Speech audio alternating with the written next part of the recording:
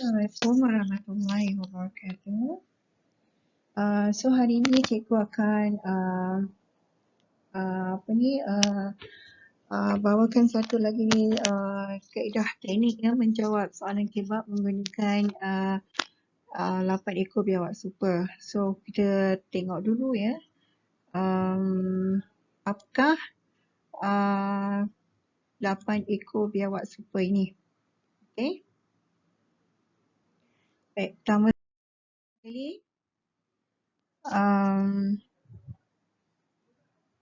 kita lihat cikgu nak memperkenalkan 8 ekor biawak, tapi sebenarnya ini lebih daripada 8 ekor ya. Kita tengok dulu. Pertama, berdisiplin, berani, bekerjasama, bersemangat wajar, bersatu, berhemah tinggi,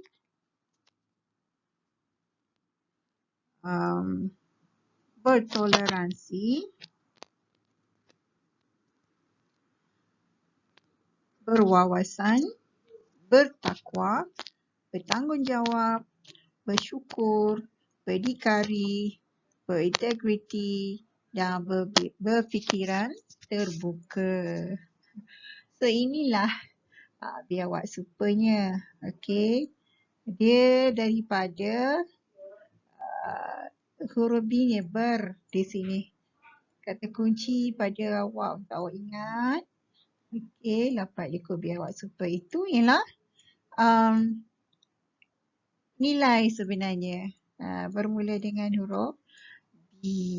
Okey. So awak boleh pilih je sebenarnya mana-mana selain daripada yang ini kan. Yang bersamaan dengan nilai yang ini awak boleh pakai. Okey, kita lihat bagaimana cara kita nak gunakan kaedah ini.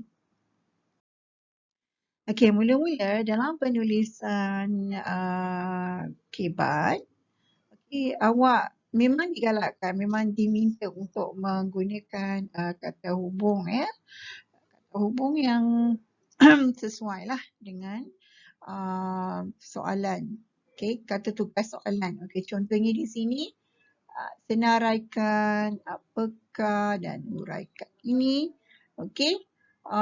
Biasanya jika soalan bermula dengan kata tugas ini, so kita akan menggunakan penanda wacananya ialah dan adalah.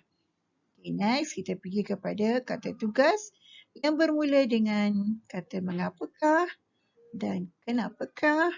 So kita akan gunakan kata penanda wacananya kerana. Okey.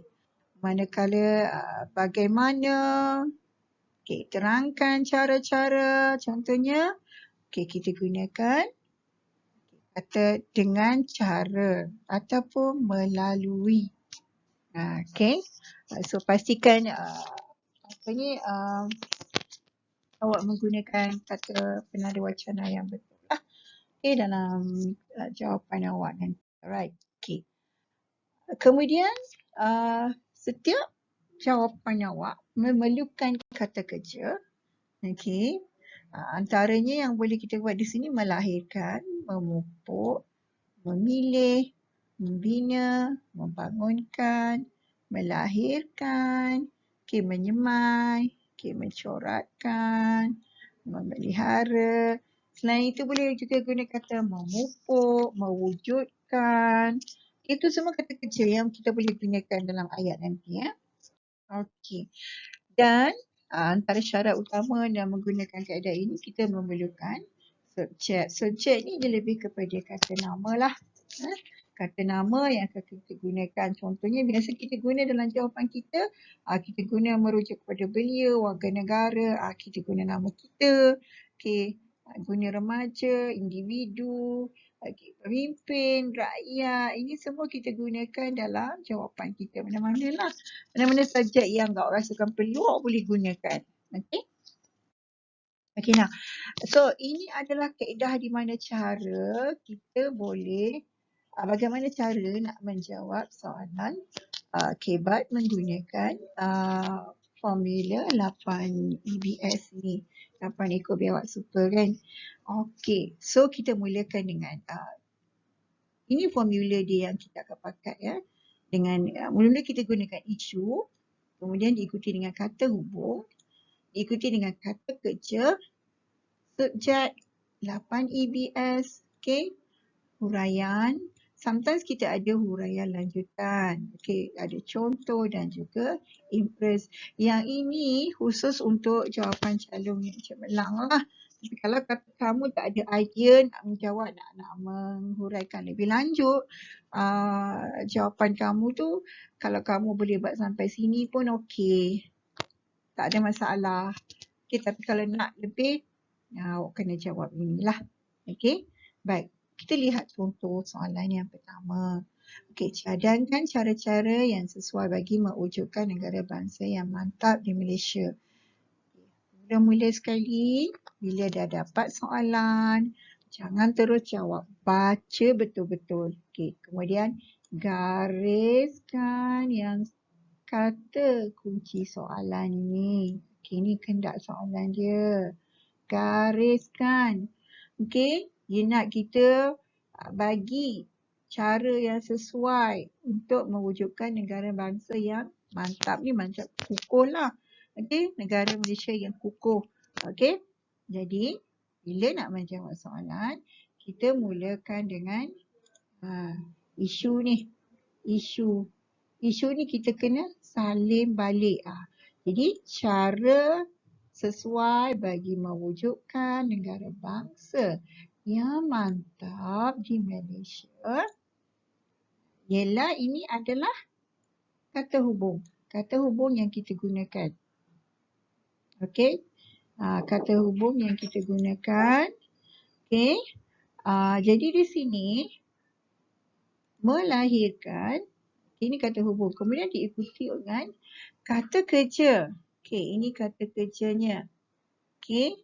Kerjanya yang kita dah, cikgu dah bagi senarai tadi, okay, iaitu melahirkan. Di sini cikgu pilih kata melahirkan. Dan subjek yang cikgu pilih, ini subjek. Lepas kata kerja, kita ikuti dengan subjek. So, subjek yang cikgu gunakan, okay, ialah rakyat. Cikgu pilih rakyat. Okay. Rakyat yang macam mana? Apa EBS kita? Ingat, selepas kata kerja, subjek ikuti dengan biawak supanya. So, biawak supa yang cikgu gunakan ialah berani. Okey, berani untuk apa? Yang ini adalah keterangannya. Huraian yang cikgu guna. Berani mempertahankan tanah air dan sanggup berkorban untuk negara. Ini dah cikgu dah nyatakan huraian lanjutan tadi. Kalau kata awak cuma jawab, rakyat yang berani mempertahankan tanah air, ini pun boleh. Ini boleh pakai. Okey, ini cukup. Tapi kalau nak tambah lagi, sanggup berkorban untuk negara. Baik, seperti. Seperti ni ialah, seperti ini ialah contoh. Ini contoh. Kemudian kita kira contoh. Contoh ataupun seperti, kita tengok sini. Tokoh pejuang tanah air kita, Tok Jangguk. Kita ambil contoh Tok Jangguk. Dia banyak lagi kan.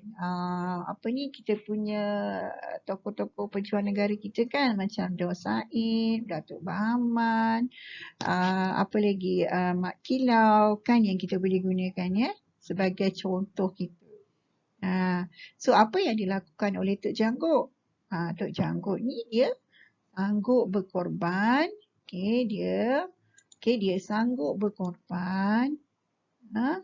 Sanggup sampai dia terkorban menentang British. Dia sanggup bertaruh nyawa. Dia sanggup. Orang kata biar putih tulang jangan putih mata kan. Dia sanggup mati mata untuk mempertahankan kedaulatan negara, kawasan dia tu. Kemudian oleh demikian, bila kita yang ini adalah yang ini adalah inference yang kita gunakan. Ini inference. Inference. Oleh itu, generasi muda hari ini seharusnya dipupuk dengan sifat berani supaya kedaulatan negara terpelihara. So ini tunjukkan apa ni, inference adalah kesimpulan daripada jawapan yang kita berikan. So, faham ya? Ingat, lepas kita salin balik soalan, kita gunakan penanda wacana.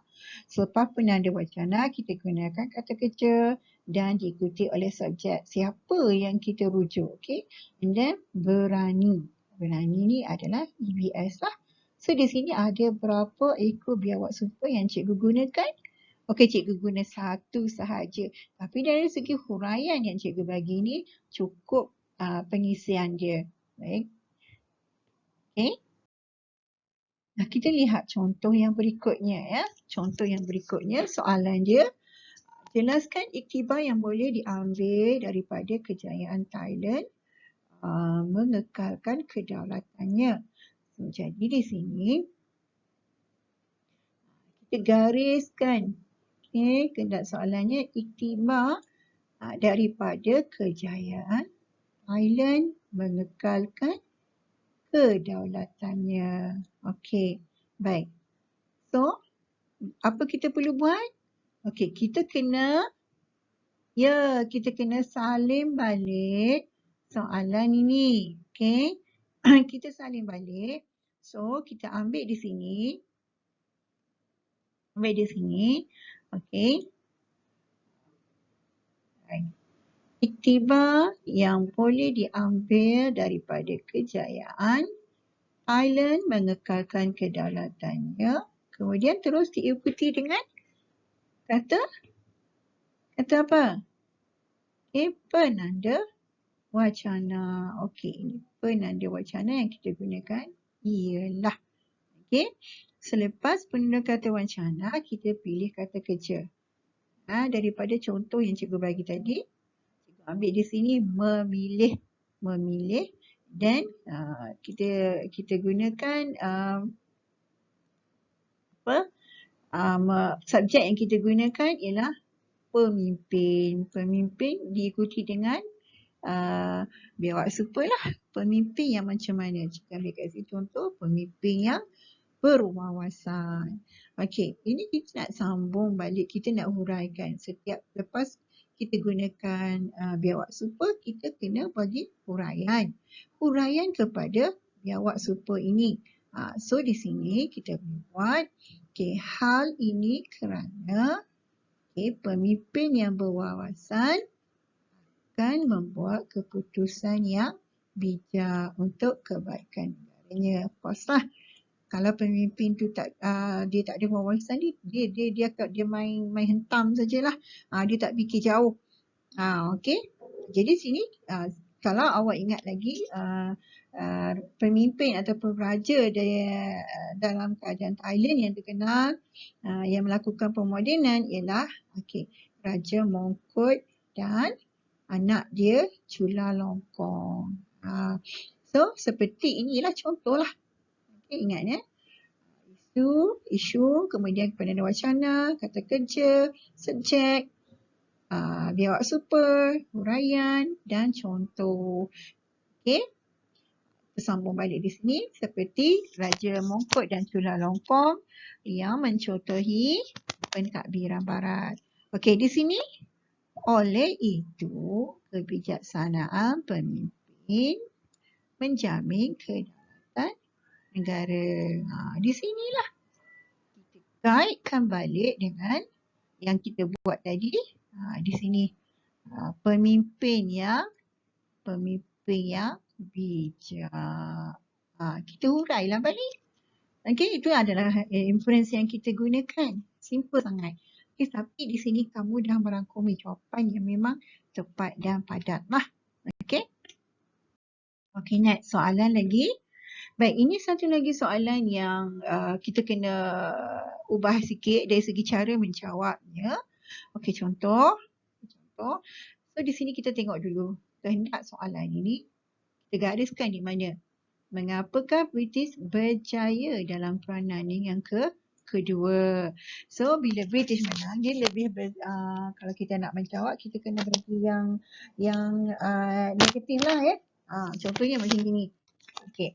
Betty percaya dalam peranan kedua kerana sebab dia jawab, ditanya mengapa kan. So kata penanda wacana yang kita gunakan ialah kerana diikuti oleh masyarakat. Kita tak guna kata kerja kat sini ya. Dia tengok situasi. Contoh yang macam ni. Ini nak cikgu nak tunjukkan kamu macam mana cara menjawab yang soalan yang macam ini. Okey, kerana masyarakat Melayu yang tidak. Tidak ya. So, kita tak boleh nak menggunakan perkataan masyarakat Melayu yang bersatu. Betul tak? Kalau dia bersatu, mereka akan menang. Betul tak? So, apakah biawak supanya? Di sini cikgu pilih bersatu. Okay, masyarakat Melayu yang tidak bersatu. Okay, huraian dia mempertahankan Naning daripada kuasa British. Okay. Kita sambung balik. Once kita nak sambung balik, kita guna lagi penanda wacana. Selain itu, okey, subjeknya siapa? Kita tak gunakan kata kerja ya. Okey. Pemimpin tempatan. Subjeknya pemimpin tempatan tidak berani. Biawak supanya tidak. Yang ini berani. Kita gunakan kata tidak sebab mereka tidak beranilah. Kan? Kalau mereka berani, boleh ke? Boleh menang. Sebab Daud Said pernah menang dalam perang Naning yang pertama sebab dia mendapat sokongan daripada pembesar-pembesar tempatan. Okey. Pemimpin tempatan tidak berani. Dia orang tak berani apa? Tidak berani membantu menyokong perjuangan Daud Said menentang British. Nak tambah lagi, nak bagi contoh kan? So, kita tambah contoh kat sini. Contoh, pemimpin di kawasan berhampiran. Di banyak kawasan tau. Okey, Naning tidak memberi. Okey, tidak. Kata tidak memberi bantuan ketenteraan kepada Daud Said. So, rumusannya oleh itu Naning jatuh ke tangan British. So, senang saja nak menjawab soalan hebat. Okey, baik. Dan seterusnya cikgu bagi contoh yang berikutnya. Okey, ini satu lagi soalan. Apakah persediaan untuk mempertahankan negara daripada dijajah? Jadi, bila menjawab, kita kena salin balik soalan. Persediaan untuk mempertahankan negara daripada dijajah mesti diikuti dengan penanda wacana. So, soalan apakah kan? So, tadi cikgu cakap boleh gunakan kata ialah ataupun adalah. Okey, ialah kata kerjanya apa? Melahirkan. Subjeknya siapa? Masyarakat. EBS-nya apa? Berani. Okey, untuk apa? Mempertahankan negara daripada kuasa luar. Okey, kita guna lagi nak sambung, kita guna lagi penanda wacana.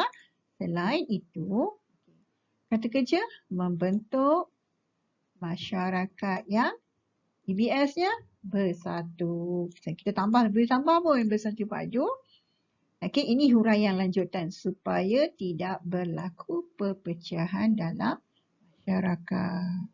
Okey, ini kalau siapa dia ada idea panjang lagi, dia boleh sambung lagi. Kalau berhenti kat sini pun, it's okay. Dah boleh jawab dengan baik tu. Jadi kalau kata nak huraikan lebih lanjut, so boleh tambah dekat sini. Hal ini kerana jika berlaku perpecahan, kuasa luar mudah campur tangan dalam hal ehwal negara kita. So, nak sambung lagi, so jadi nak jadikan 3 isi ni. Okey, selain itu ataupun di samping itu, membina kata kerja rakyat. Kita pilih rakyat tadi masyarakat kan? Okey, kita pilih rakyat yang bertanggungjawab. EBS kita gunakan bertanggungjawab. Jadi ini huraian lagi. Supaya sayang akan negara dan memelihara kemerdekaan negara kita. So, jangan lupa apa? Jangan lupa Inference, kesimpulan. Oleh itu, kerjasama semua pihak amatlah penting, okey, untuk memastikan negara tidak dijajah semula. Semua pihak ni siapa semua pihak ni? Okey, semua pihak ini di sinilah rakyat, okey, masyarakat. Ni yang bersatu berani, bersatu berani, rakyat bertanggungjawab. Boleh? Senang sangat. Okey. Alright. Okey, sini lagi. Yang ini ni jawapan lagi advance lah. Ini jawapan lagi panjang lebar. Ini untuk aras tinggi, jawapan panjang yang aras tinggi yang akan dapat markah tinggi lah. Ya, ini contoh cikgu bagi. Okey. Baik, persediaan untuk mempertahankan negara daripada dijajah. Okey, penada wacananya ialah kata kerjanya melahirkan masyarakat yang berani, EBS-nya berani, untuk mempertahankan negara. Ini sama macam jawapan tadi daripada diserang oleh musuh. Selain itu, penada wacana, permulaan ayat membentuk kata kerja subjek individu yang bertanggungjawab. EBS-nya, biawak supaya bertanggungjawab. Huraiannya supaya mereka tidak akan terpengaruh dengan budaya luar. Sambungan lagi untuk huraian lanjutan atau hasutan yang boleh mengancam keselamatan negara. Dan di sini diberi contoh ya. Contohnya, penyebaran berita palsu yang boleh menggugat kestabilan politik negara kita. Dan ada lagi huraian lanjut lagi di sini.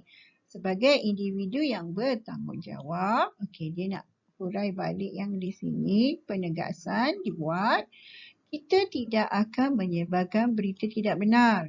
Terutamanya di media sosial lah. Awak sebut, awak mention kat situ, awak dah bagi contoh. Dan ini inference. Oleh itu, kita akan dapat memelihara kedaulatan negara kita. So, awak lihat situ, isu, subjek, EBS, huraian, penanda wacana, kata kerja, itu contoh. Baik. Kemudian yang ini contoh huraian yang kita boleh gunakan. Biasanya soalan dia akan hurai-hurai benda yang sama saja. Dia akan menyentuh politik, dia akan menyentuh ekonomi, dia akan menyentuh sosial. Contohnya kalau soalan tentang politik tentang kestabilan negara, contohnya di sini politik yang stabil ataupun kestabilan politik, akan menjamin kemajuan ekonomi. Ini boleh kamu kaitkan di sini, boleh digunakan. Pemimpin yang adil akan menjaga kebajikan rakyatnya. Pemimpin yang amanah tidak akan mengamalkan rasuah.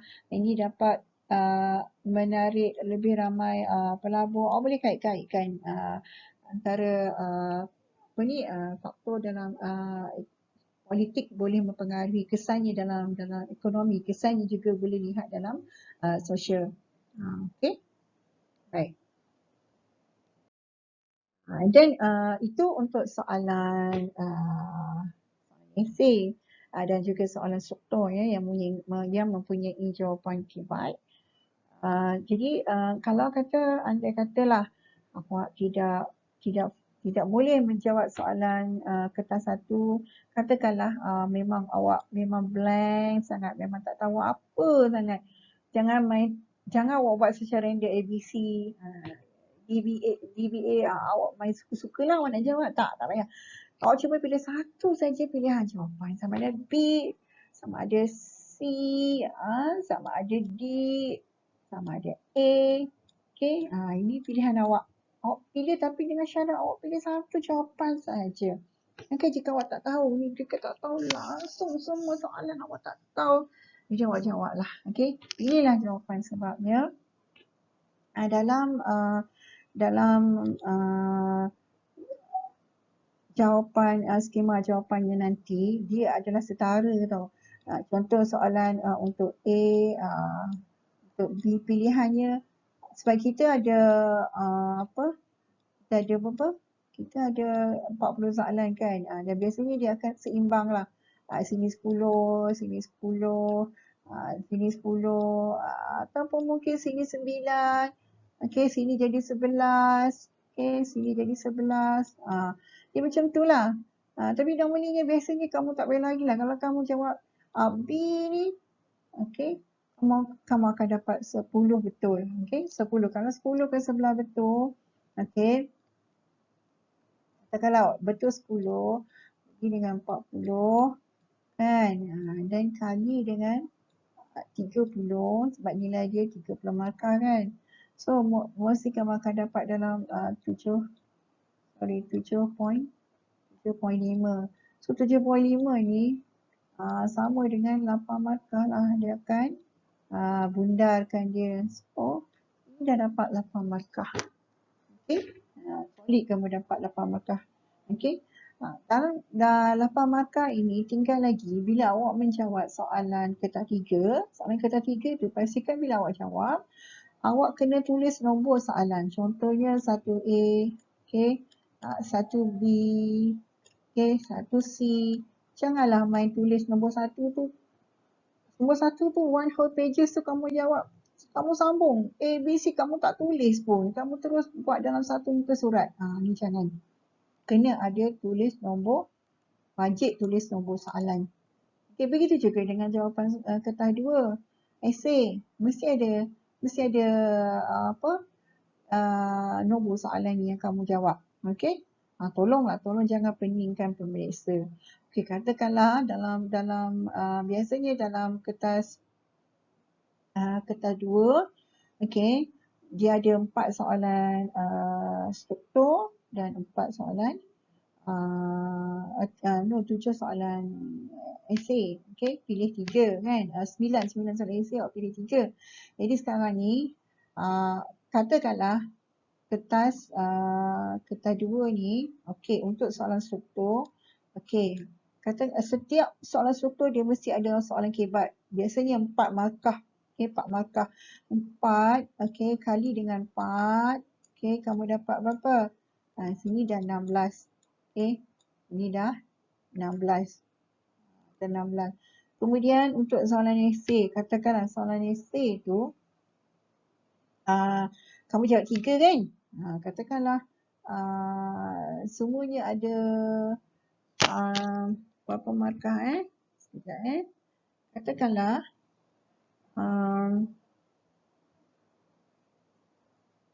sekejap.